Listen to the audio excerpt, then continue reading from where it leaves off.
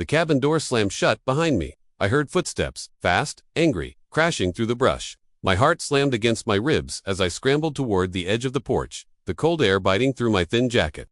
Kevin wasn't going to wait this out. I had no idea what he was capable of now. "Stop, I'm not who you think," I shouted, voice cracking. But he didn't pause. A gun clicked. I froze. Weeks before, I thought I knew Kevin. He was sharp, too sharp for most people to handle.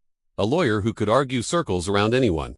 A bandmate who carried us through every gig, his clever lines as flawless as his legal briefs, but he was also a storm brewing beneath the calm. The theft accusation was the first crack. At rehearsal, our gear was missing. Guitars, amps, my vintage pedals, gone. Kevin's eyes caught mine across the room, sharp and accusing. "You sure you didn't move them?" The suggestion was poison. I laughed it off, but the seed was planted. Later, a message slipped under my door. Anonymous, but with enough details to ruin me. My name, linked to stolen goods. I never thought Kevin would stoop that low.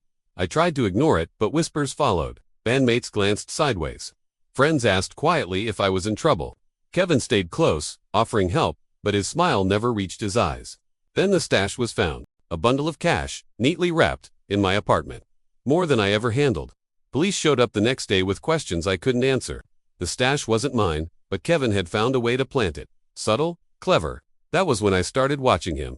Not the charming lawyer or the charismatic musician, but the man who could destroy me with a flick of his pen or a whispered lie. The third twist came unexpectedly. I found a recording on my phone, my own voice, threatening to expose a secret Kevin buried years ago. I'd never said those words, but the audio was real enough for a court. I realized then, Kevin wasn't just jealous, he was desperate. His jealousy ran deeper than my music or reputation. It was about power and control. And he had the law, the band, even the cops wrapped around his finger. But here's what really changed everything: his risky alliance. Kevin had a partner in crime. Someone I never suspected. Someone inside our circle feeding him information, covering his tracks. That person was close enough to watch me crumble and never blink. I had two choices: fold or fight. Folding meant losing everything. My name, my career, my sanity. So I started planning.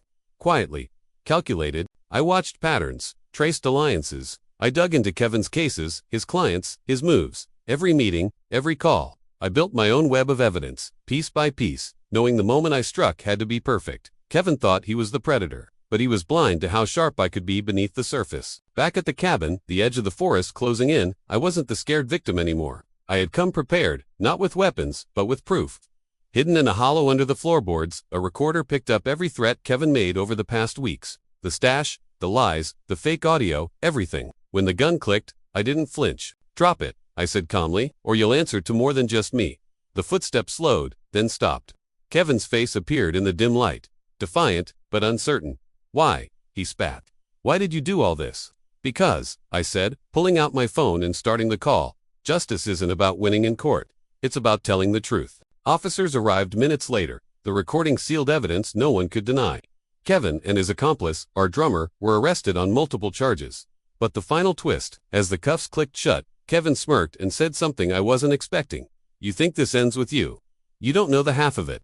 He'd planted another secret, one so buried, even I hadn't found it yet. Weeks later, at a hearing, the truth came out.